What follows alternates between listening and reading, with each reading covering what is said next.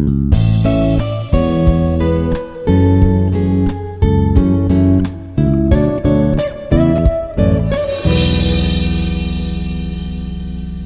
morning, Vandal.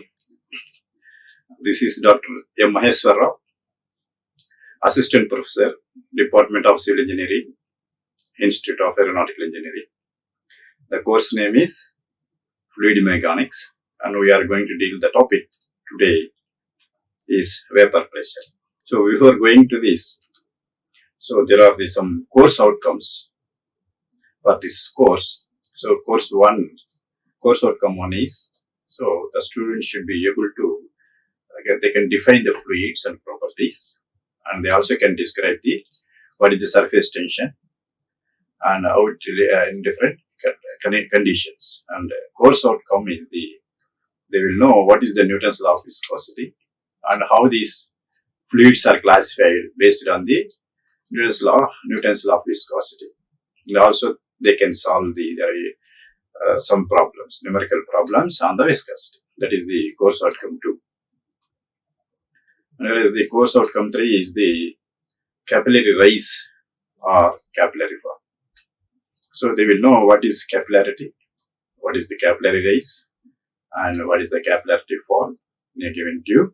So it can be understood by the student or viewer. Then course outcome 4 is the concept of surface tension.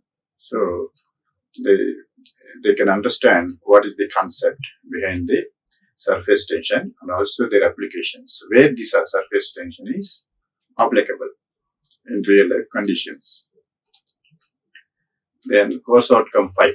So here it is the concept of capillarity and compressibility. So what is the capillarity? What is the compressibility?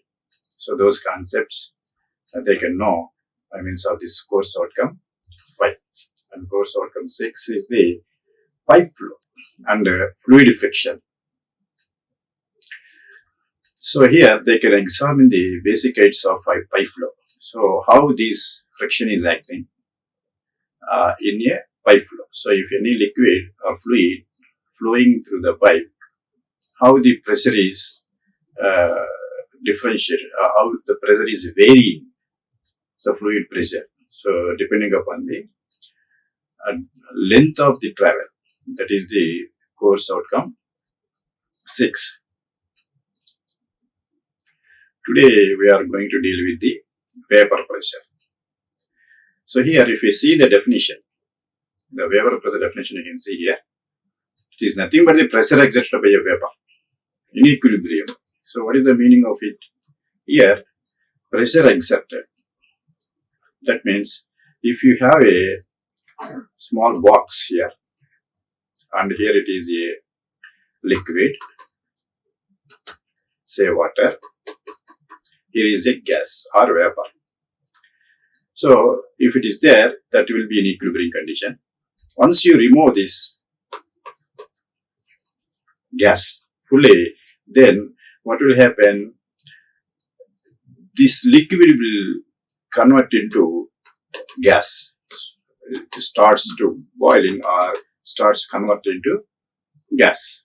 So, and after some time, these particles, vapor particles will condense and they will become into liquid. So after some time, there will become a equilibrium. So that is this one. So after reaching the equilibrium, so there will be gas and there will be liquid. Okay. So that is this vapor pressure. The pressure exerted by the vapor. So this vapor will have pressure on this fluid surface. So while in the equilibrium, that is called at a given temperature. This is also very important. So temperature, because this vapor pressure varies with the temperature. So that means if more temperature, so at less pressure, it will evaporate. So at a higher temperature, a lower pressure, or lower temperature, a higher pressure. So that means, so as depending upon not only this pressure, but also with the temperature. So actually, if a liquid is there, H2O water, then here from top side, atmospheric pressure will act. So PA, atmospheric pressure. Here the water will exert some energy upwards. Okay. So if it is atmospheric pressure is more than the energy inside the liquid, then the particles will not go into air. So that will not be converted into vapor. Whenever the atmospheric pressure are outside external, this is also called external pressure.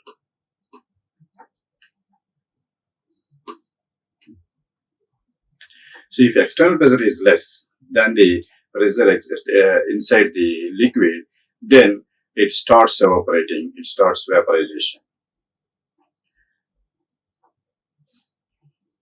So that is the vapor pressure. So vapor pressure is the pressure exerted by the vapor in equilibrium with its liquid in a given temperature. So it indicates the tendency of a liquid to evaporate. That is the definition for the vapor pressure. So there are some key concepts here. Vapor pressure. So one is the saturation and boiling point. So saturation here, nothing but when the rate of evaporation equals to the rate of condensation. That means, as I told you already, if here is the atmospheric pressure or external pressure, here is the downward, here is the liquid upward pressure. If these two are same, so that condition is called a saturation. That means in thermodynamics, the same thing is called a saturation here. So what is the saturation here? If both of them equal, that means the rate of evaporation as well as the rate of condensation, if both are equal, then that is called the saturation. Whereas the boiling point, if you see the boiling point, the temperature at which liquid's vapor pressure equals to the external pressure. So here, the temperature, at any temperature, it may be 20 degrees, 30 degrees, 100 degrees, whatever it may be. The temperature at which liquid's vapor pressure equals to the external pressure. That means it is a liquid vapor pressure equals to the external pressure, then that is called a boiling point. That means the boiling will start. So for any liquid, especially water, if boiling point starts, if the pressures are equal, that means vapor pressure and external pressure, if they are equal, then immediately boiling point will start. That means the liquid will be converted into gas. Then here, factors affecting vapor pressures. That means on which factors the vapor pressure depends. So number one is the temperature, and another one is the nature of liquid. So temperature, already discussed this. Higher temperature increases vapor pressure. That means if the temperature is high,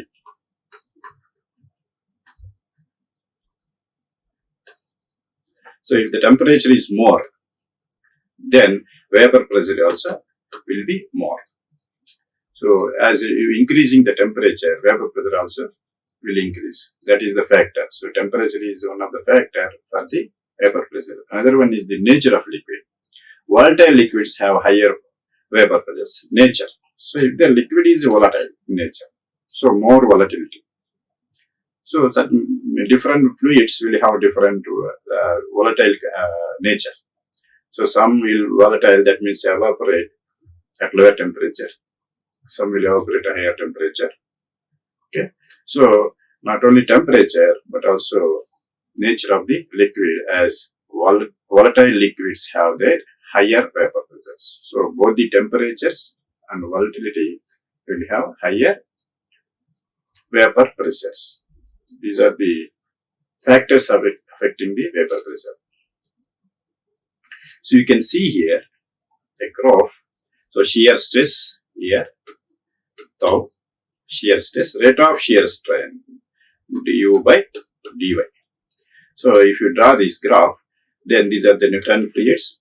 So here you can see the crude oil at 16 degrees and water 16 degrees, water 38 degrees, air 16 degrees. So this is the slope.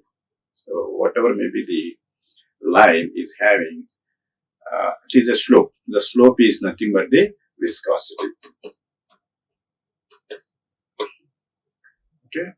So if the slope is increases, viscosity is increases. If slope is decreases, viscosity is decreases. Viscosity, what is the meaning of viscosity? It is nothing but the resistance to flow.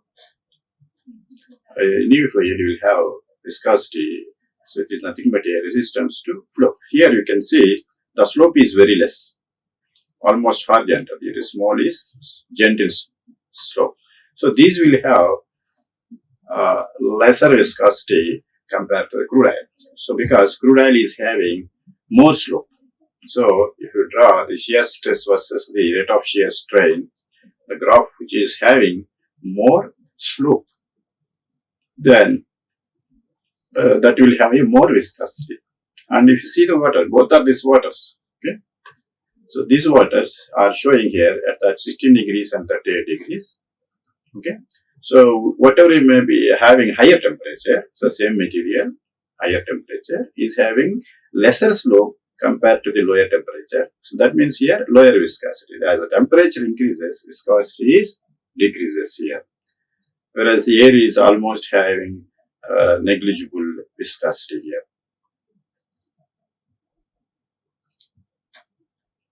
Non-Newtonian fluids. So see here, slope of the curves for non-Newtonian fluid varies. So here, fluids are having two types here: Newtonian fluids and non-Newtonian fluids. Newton's law of viscosity.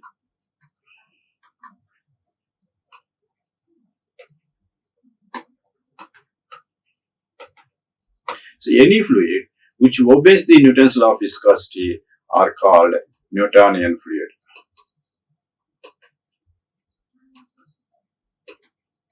Whereas any fluid which will not obeys this Newton's law of viscosity, those are called non-Newtonian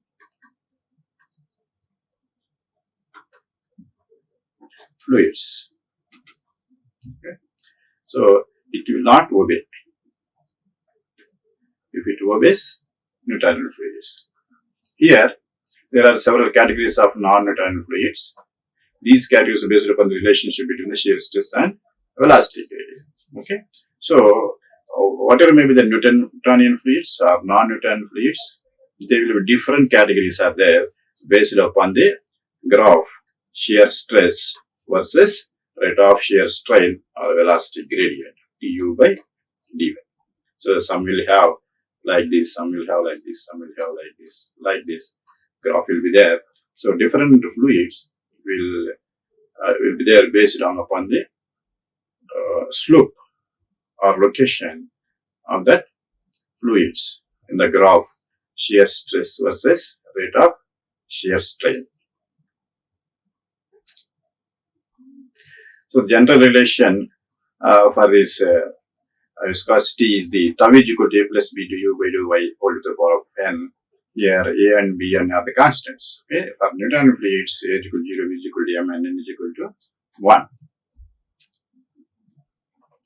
So here non-Newtonian fluids. So I already told you, if any fluid which do not obey this Newton's law of viscosity, then they are called the non-Newtonian fluids. If obeys, they are called Newtonian fluids. So that means any fluid obeys Newton's law of viscosity, those are called the Newtonian fluids. Here you can see the fluids, different types of fluids based upon the Newton's law of viscosity. Okay, so this is the shear stress in vertical axis and rate of shear strain in the x-axis. So here ideal tau is equal to 0. Ideal fluid, ideal means it will not exist. So where shear stress is 0. You can see here a curve here. It is a dilatant fluid, Newtonian fluid, pseudoplastic, bingham plastic, and plastic. Okay. So here for Newtonian fluids, n is equal to 1. So you can see here graph tau is equal to A plus B du u by du v whole to the power of n. That n value will become 1 for the Newtonian fluids. Okay. Whereas this bingham plastic also n is equal to 1. So here these are called the non-Newtonian fluids. This plastic and bingham plastic will come under the non-Newtonian fluids, whereas these pseudoplastic Newtonian fluids and Newtonian dilatant, all these will come under these three will come Newtonian fluids.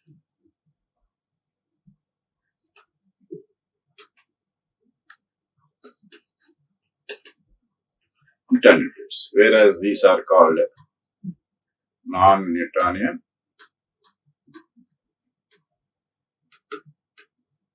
fluids. Okay, so here n is more than 1, n is less than 1. Here n is less than 1. So that means here when n is equal to 1, they are called Newtonian fluid here. If n is more than 1, what will happen? Here slope is gradually increasing. Here if you see, this is the slope. Okay, here if you start, this is the slope. If you draw here, it is a slope. The rate of shear strain. Okay, the rate of shear strain is increasing. So as time goes, what is happening here? The rate of shear strain is increasing gradually. So here rate of strain is less, here rate of strain is more. Okay, here it is increased furthermore, the rate of shear strain here. Okay, those are called dilatant fluids, dilatant materials. Whereas n is less than 1. So that means here the slope is this much more, here it is slope is less, here is some more less. Okay, and here further less. So that means as the slope is decreasing continuously. The slope is decreasing continuously. That means n is less than 1. Those are called here pseudoplastics. Okay. So if n is equal to 1, those are the Newtonian. If n is less than 1, that means the viscosity is reducing gradually. Those are called pseudoplastics. If n is greater than 1, that means the rate of strain or slope is gradually increasing. So those are called dilatant. And if you see the non-Newtonian fluids, these are the non-Newtonian fluids. You can see the starting point of this. Okay, this is the Newtonian fluids. This is non-Newtonian fluids. What is the difference between these two? These will start from 0. Okay, Newtonian fluids will start from 0, whereas the non-Newtonian fluids is maintaining some gap here. Okay, which is called B. Okay, so that means for this material, that means Bingham plastic or plastic, the viscosity will start after gaining some shear stress. That means we have to apply shear stress. So after application of the shear stress, after reaching that particular value, then it shows this viscosity. So those are called these non-Newtonian fluids. Even though n value is 1 here, Bingham plastic n value 1 and Newtonian it is n is equal to 1, same value. But because the starting point, that means it needs some stress, shear stress to start. Okay. So after applying some shear stress, then it starts this flowing. That means the viscosity. So here these are called Bingham plastic. And this also less than 1 means here, if you see this plastic, the slope is more here, the slope is less here, and slope is further less here, and slope is further less here. That means slope is continuously reducing. That means viscosity is continuously reducing as time goes on. So with respect to the time, some fluids will gain more viscosity. Some fluids are reducing their viscosity. So increasing viscosity and decreasing the viscosity as time goes on. So those here, the dilatant materials will increase the viscosity as time goes on, but at the same application of the constant shear stress. Even though the shear stress is constant, the application of the shear stress is constant, viscosity is going on increasing. So those are the dilatant. Whereas the pseudoplastic and plastic, as the time goes with a constant application of rate of shear stress, then this slope is gradually decreasing. That means the viscosity is reducing. So even though if it is a Newtonian fluid like pseudoplastic or a non-Newtonian fluid like plastic, their viscosity is reducing with respect to the time with the application of the same shear stress, constant shear stress. Okay, these are the different types of fluids in the Newton's law of viscosity. So here one more point I have to tell here. So in a pipe flow, so if you in a pipe flow, a liquid is there, water. So as we have already done here figure, yes, here. So as this vapor is removed, that means if the pipe flow, if water is flowing, and after some time, if everything is removed here, that means here vacuum will be present. Then what will happen? If vacuum is there, then the vaporization will start. That means the water will convert into gas. So here water will be in the gaseous form. So then after application of this force, this air molecules of the water will travels to the pipe, and after application of more pressure, okay. So what will happen? This vapor gas molecules will suddenly converted into a liquid with abnormal pressure. Okay, so that is which is nothing but called the cavitation. Okay, the gaseous particles will be converted into a liquid in a pipe flow. So it gives some pressure or force on the pipe material, which is called a cavitation here.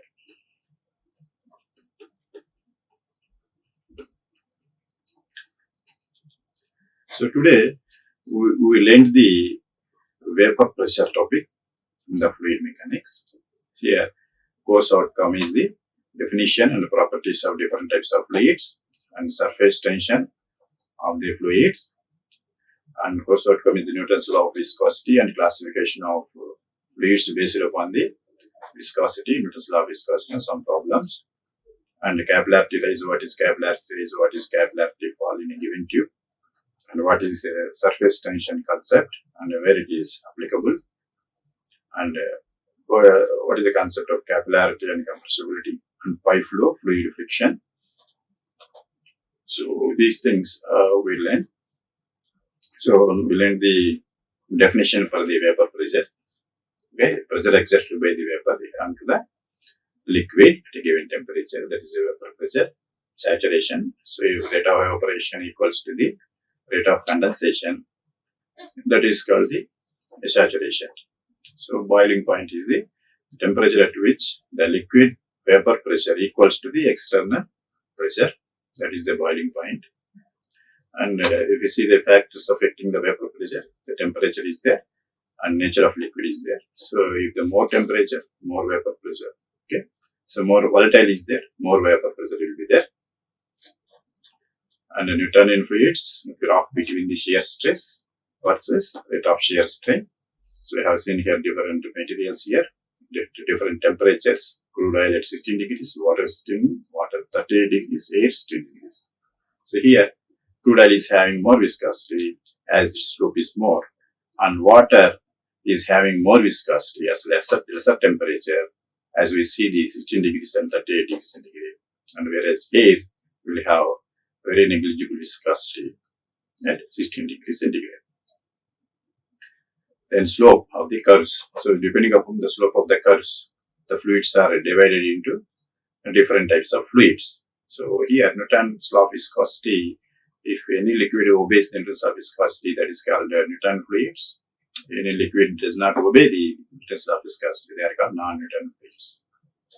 It is the formula, tau is equal to A plus B, du by dou by n, all over n. A, B, n are constants, A is equal to 0, B is equal to m, n is equal to 1. And fluids which obeys the Newton's law of viscosity, they are also called Newton fluids, which do not obey the Newton's law of viscosity, they are called non-Newton fluids. Here are the graphs, types of fluids based upon the Newton's law of viscosity. You have seen here Newtonian fluids and non-Newtonian fluids. And in the non-Newtonian fluids, dilatant materials, Newtonian fluids, pseudoplastic, whereas non-Newtonian fluids, there is a bingham plastic and the plastic, So in case of Newtonian fluids, N is equal to 1. For Newtonian, N is more than 1 is dilatant, N is less than 1 is pseudoplastic. Whereas these non-Newtonian fluids, N is equal to 1 is Bingham plastic, N is less than 1 is the plastic. The difference between here as per the graph, Newtonian fluid and non-Newtonian fluid is nothing but the non-Newtonian fluids require some shear stress. Okay, after application of shear stress or after reaching some quantity of shear stress, then it will act. So the curve will be formed. So that is the difference between the Newtonian fluids and non-Newtonian fluids. So see here, types of fluids based upon the Newton's law of viscosity. Plastic. The shear stress must reach the certain minimum before the flow commences. That means if it wants to flow, viscosity, if it wants to flow, then it needs some initial shear stress. So that is called a plastic. And Bingham plastic is, as with the plastic above, minimum shear stress must be achieved. So either plastic or Bingham plastic, both needs the initial shear stress. After reaching certain shear stress only, they will start to flow. The flow will commences. Okay. So those are the plastic and Bingham plastic, which will comes under the non-Newtonian fluids. With this classification, N is equal to 1. Examples for these are the Bingham plastic are sewage, sludge, toothpaste, and jellies. And types of fluids based on Newton's law of viscosity. So these are the Newtonian fluids: dilatant substances, exotropic substances. Viscosity increases with the rate of shears. That is quicksand. So if viscosity will increase as the time goes on.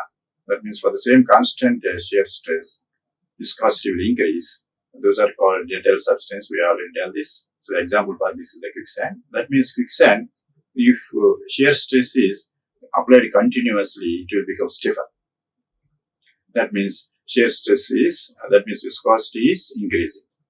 Then that means resistance is increasing. Okay? Exotropic substances. So viscosity decreases with the length of time, shear force is applied. Okay, here the reverse of this dilatant.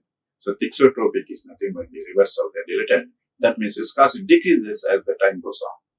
For the same application of the same shear stress, viscosity decreases. So those are the thixotropic substances. So examples are the thixotropic jelly paints. So types of fluids based upon the Newton's law of viscosity. Rheopectic substances, viscoelastic materials. See here, rheopectic substances. Here, viscosity increases with length of time shear is applied here. Whereas the viscoelastic materials is similar to Newtonian fluid, but if there is a sudden large change in shear, they behave like a plastics. Those are the viscoplastic materials here.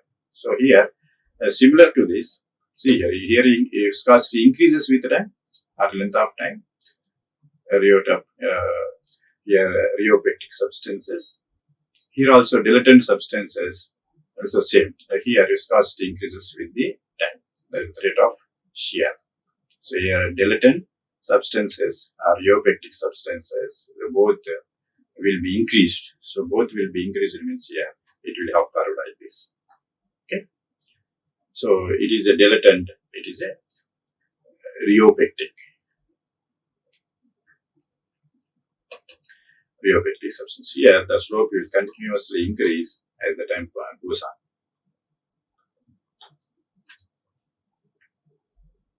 So you can see the graph here. Okay. So here the slope is decreasing continuously. So those are pseudoplastics. So in the non-Newtonian fluids, so Bingham plastic is N is equal to 1. Whereas here, Newtonian fluids, N is equal to 1. N is more than 1. N is less than. The source of this one is the research paper. Thank you. Like, share and subscribe. Hit the bell icon for more updates.